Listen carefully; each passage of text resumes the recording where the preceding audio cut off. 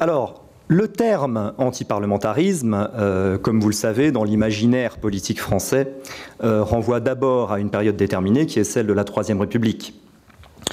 Puisque certaines périodes de cette Troisième République ont été, comme on sait, caractérisées par la virulence des attaques qui étaient portées par les membres de la Chambre des députés ou du Sénat. Égoïstes, mesquins, corrompus, obsédés par les places, gavés de privilèges, confiscateurs de la souveraineté du peuple, méprisants à l'égard du fameux pays réel de Maurras et non pas de Marc Bloch. C'est ainsi que, dans un hors-série de 2013 de la revue Parlement, consacré à l'antiparlementarisme, 5 contributions sur un total de 8 étaient consacrées à tel ou tel épisode de la Troisième République, le boulangisme, l'affaire de Panama, l'affaire Dreyfus, les années 30. Ajoutons que le substantif antiparlementarisme remonte à Barès en 1912. L'antiparlementarisme compris en ce sens est donc un discours politique, agressif, porté par la presse d'opinion et par des mouvements séditieux, principalement nationalistes, voire fascistes dans les années 30, mais pas uniquement. Et le véritable moment de cet antiparlementarisme est bien la Troisième République, même si on peut évidemment trouver des prodromes au XIXe siècle et des échos jusqu'à aujourd'hui. Si c'est bien là l'acception commune du terme parlementarisme, est-il viable, est-il légitime de faire usage de cette notion dans le cadre d'un exposé de droit constitutionnel? Sans doute, pourvu que l'on s'entende sur le sens des mots.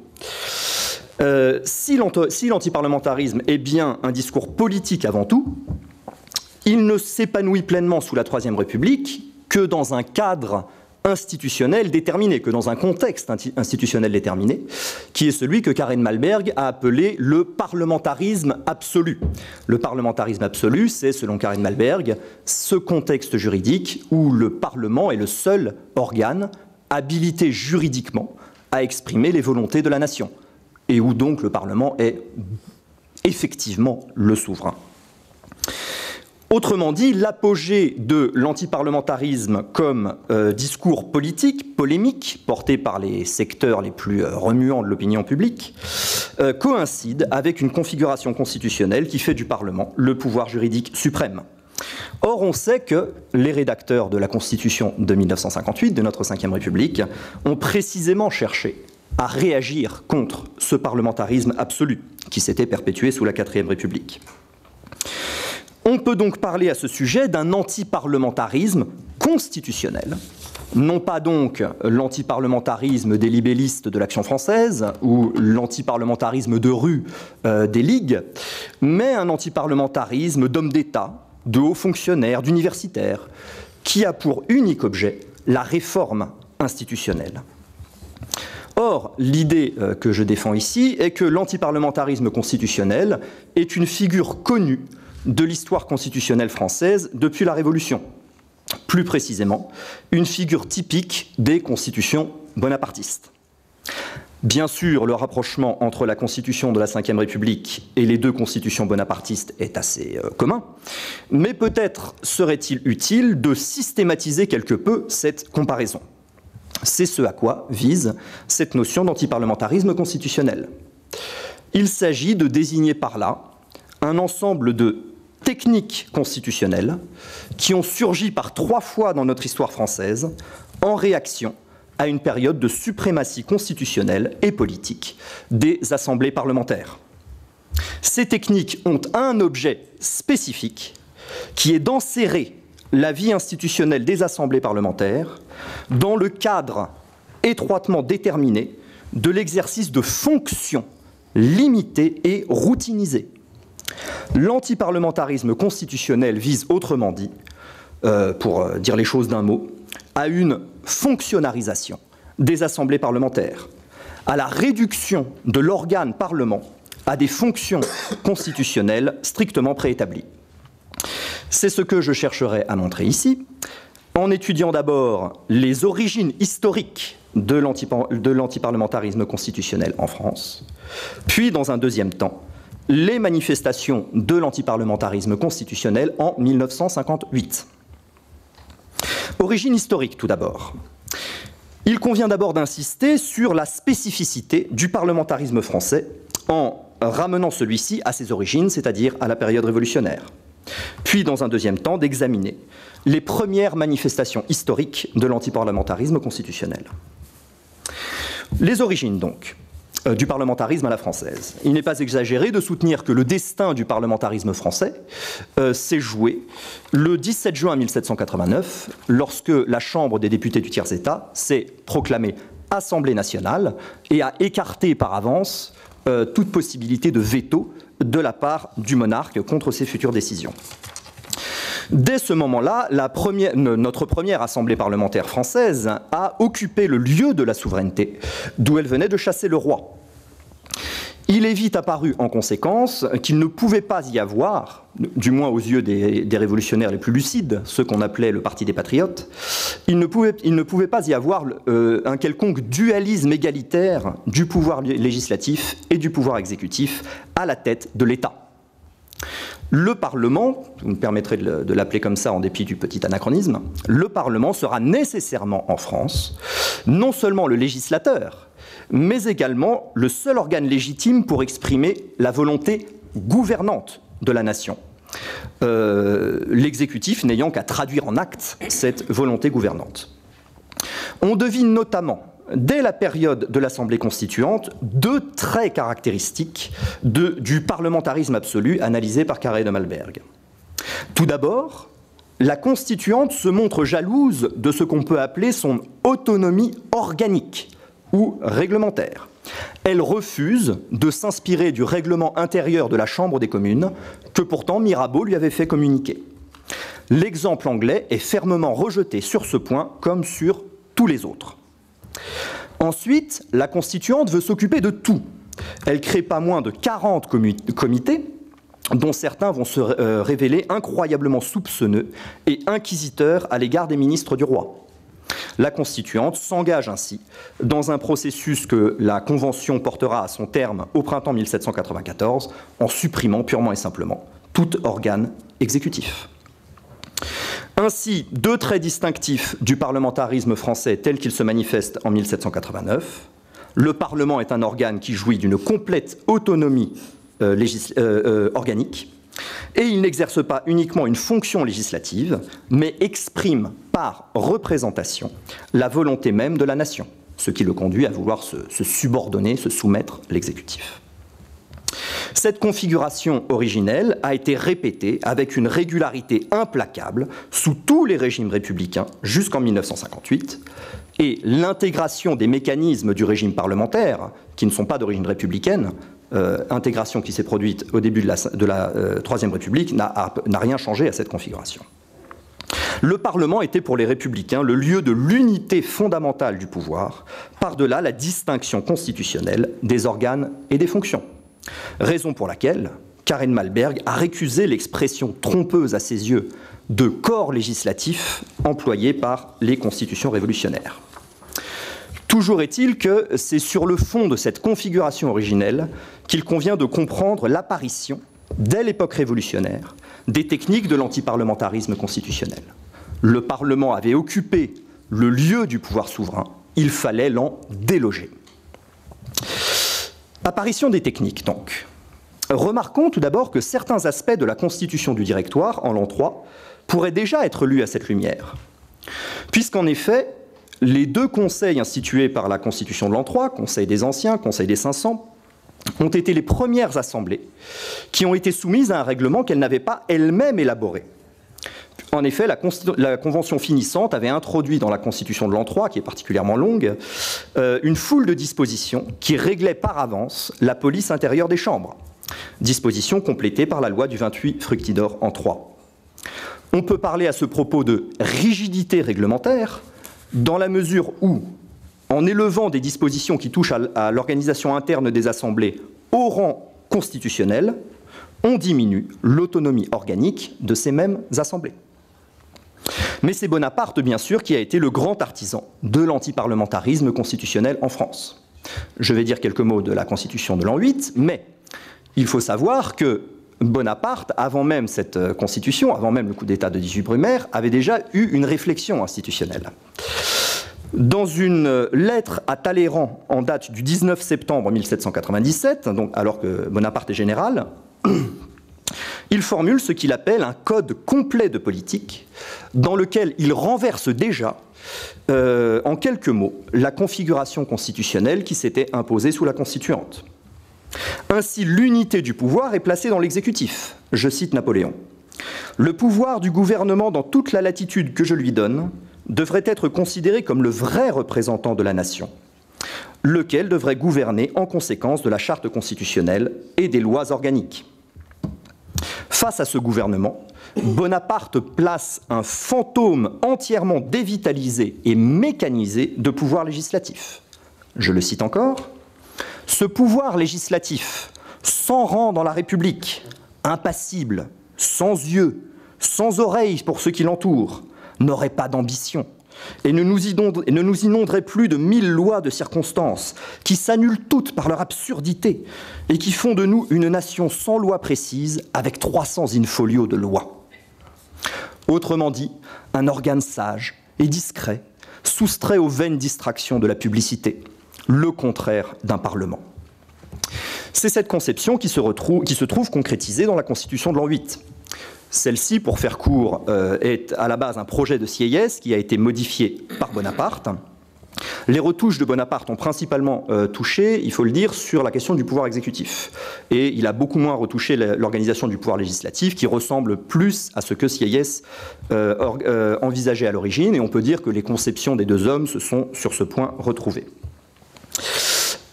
Trois techniques contribuent particulièrement à dévitaliser le pouvoir législatif. La première est la suppression pure et simple des élections et leur remplacement par une forme curieuse et il faut bien le dire parodique qu'on appelle les listes de confiance, puisque les assemblées électorales choisissent en leur sein 1/10 de leurs membres et puis par épuration successive, elles forment une liste nationale où c'est le Sénat conservateur qui va choisir les membres des assemblées parlementaires. Donc c'est une forme vraiment parodique, presque gaguesque d'élection. La seconde technique est la monopolisation de l'initiative des lois par l'exécutif, à l'exact inverse de ce qui s'était fait sous la Première République. Et la troisième technique, sans doute la plus intéressante, est la séparation des opérations naturelles de toute assemblée législative, à savoir la discussion et la décision, puisque ces deux opérations sont séparées et confiées à deux assemblées distinctes, le tribunat et le corps législatif.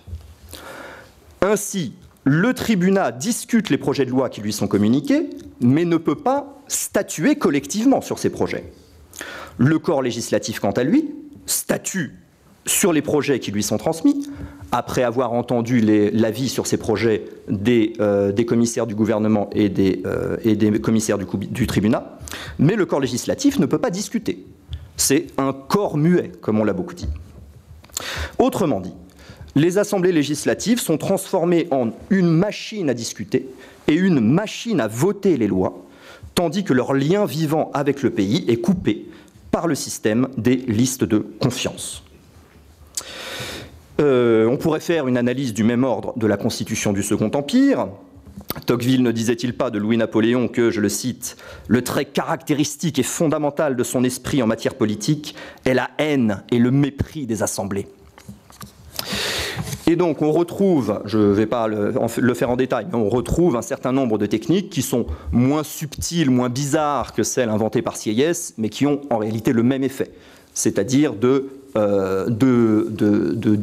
dévitaliser le Parlement et de le réduire à des fonctions prédéterminées. Je passe maintenant aux manifestations de l'antiparlementarisme constitutionnel en 1958. Dans un premier temps, je vais chercher à identifier la nature de l'antiparlementarisme gaulliste avant d'examiner les principales manifestations que l'on trouve dans la Constitution de la Ve République. Antiparlementarisme gaulliste, tout d'abord. Dans un article publié dans le numéro hors-série de la revue Parlement que j'ai mentionné, David Bellamy se demandait si le gaullisme avait été un antiparlementarisme. Il commence par remarquer que De Gaulle, par tradition familiale, était nécessairement imprégné de l'antiparlementarisme nationaliste de la Troisième République, comme il apparaît d'ailleurs dans certains passages particulièrement rageurs de sa correspondance au moment de la Première Guerre mondiale.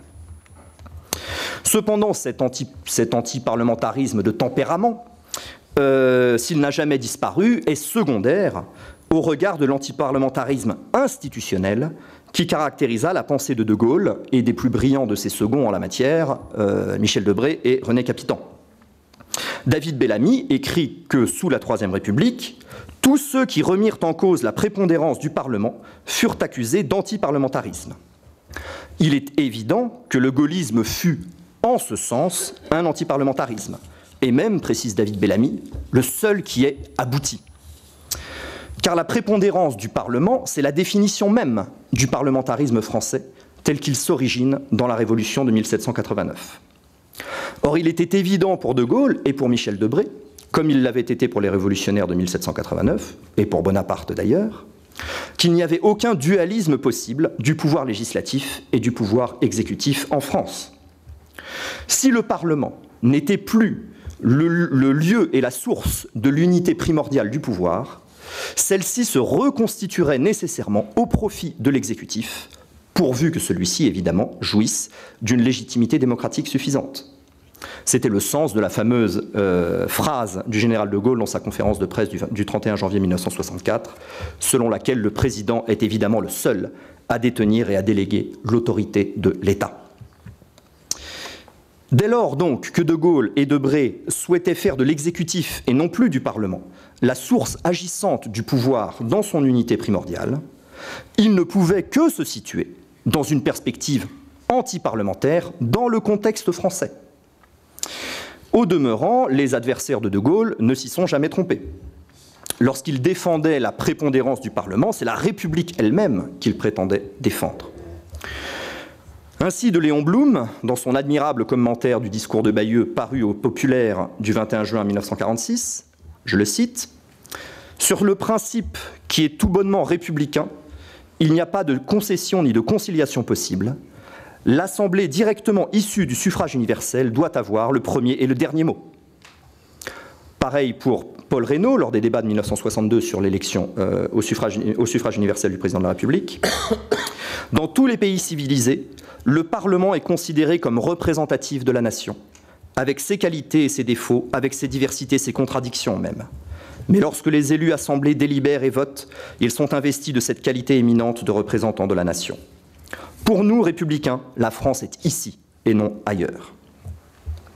C'est à la lumière de ce déplacement fondamental du lieu du pouvoir qu'il convient d'apprécier la situation du Parlement dans la Constitution de la Ve République. Et le terme habituel de rationalisation du parlementarisme est trop générique pour désigner ce dont il s'agit ici. C'est bien de la résurgence d'un antiparlementarisme constitutionnel qu'il faut parler. Celui-ci, au demeurant, se manifeste moins dans la prépondérance accordée au gouvernement dans la conduite de la procédure législative ou dans l'encadrement des procédures de mise en cause de la responsabilité politique du gouvernement, que dans la tutelle organique sous laquelle le Parlement se trouve placé. Le fait que le Parlement ne soit plus une institution autonome est le meilleur révélateur de la condition nouvelle qui est la sienne.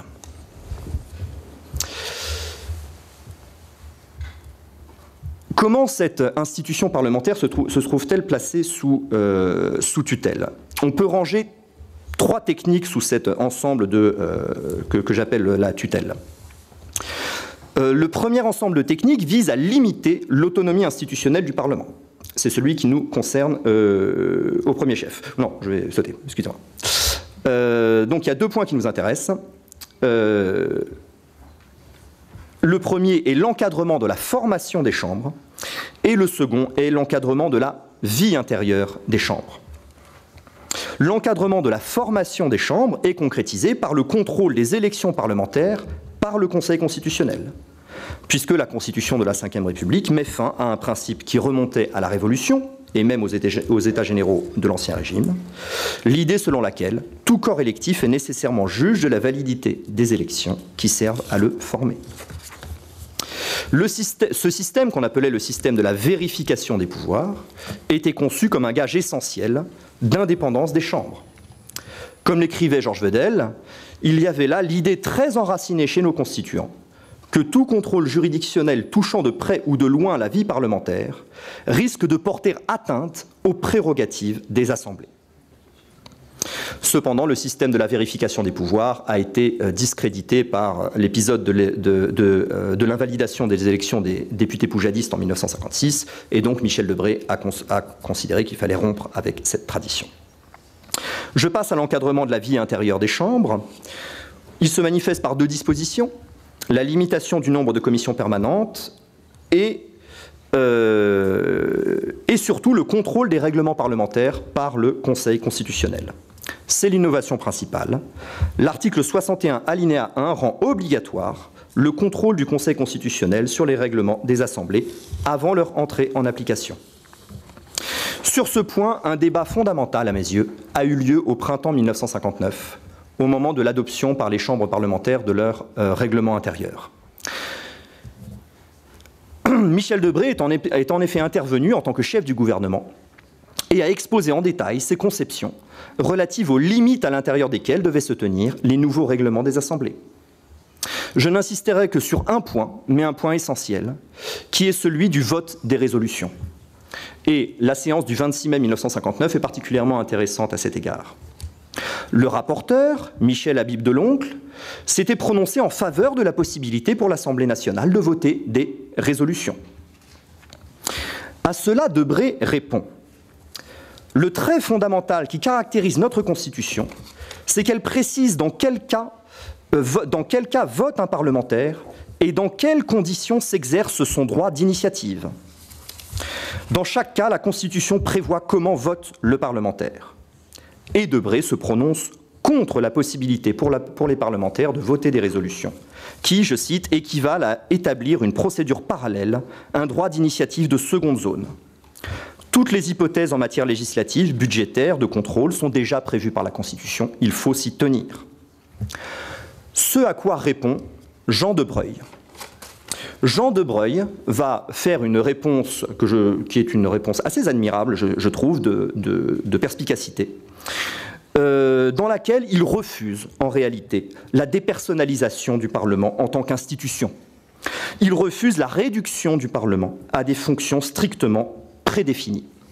Et il refuse ce qu'il appelle la réduction des libertés parlementaires. Je cite Jean de Breuil. Le seul procédé qui établisse des relations normales entre le gouvernement et l'Assemblée tient dans le droit de voter. En effet, une question écrite ou un discours ne sont et ne seront jamais qu'un acte personnel. Or, une assemblée est un organisme collectif qui s'exprime par un langage collectif. Ce langage, c'est le scrutin. La tradition parlementaire anglaise, vous me pardonnez de citer un peu longuement, la tradition parlementaire anglaise est allée dans un certain sens, un sens qui n'a jamais été le même pour le Parlement français. Le Parlement français, lui, ne se contente pas d'une fonction législative. Le Parlement français exprime totalement le pays, c'est-à-dire d'une part sa volonté, d'autre part ses sentiments. Sentiments qui sont souvent passagers, souvent excessifs, parfois injustes, mais qui n'en sont pas moins la chair de la nation. Et nous devons pouvoir exprimer ici, à la fois par notre fonction législative, la volonté de la nation et également les sentiments du corps électoral. Fin de citation. C'est cette conception-là du parlementarisme français qui a été détruite en 1958-1959 et détruite aussi par l'intervention du Conseil constitutionnel dans sa décision relative au règlement de l'Assemblée nationale des 17, 18 et 24 juin 1959, par laquelle il déclare inconstitutionnel pas moins de 7 dispositions et où il déclare inconstitutionnel notamment la possibilité pour le Parlement de voter des résolutions. Le Parlement est bien réduit, comme Michel Debré l'avait souhaité, à des fonctions prédéfinies. Il ne sera plus l'organe représentatif des volontés et des sentiments de la nation. Je vous remercie.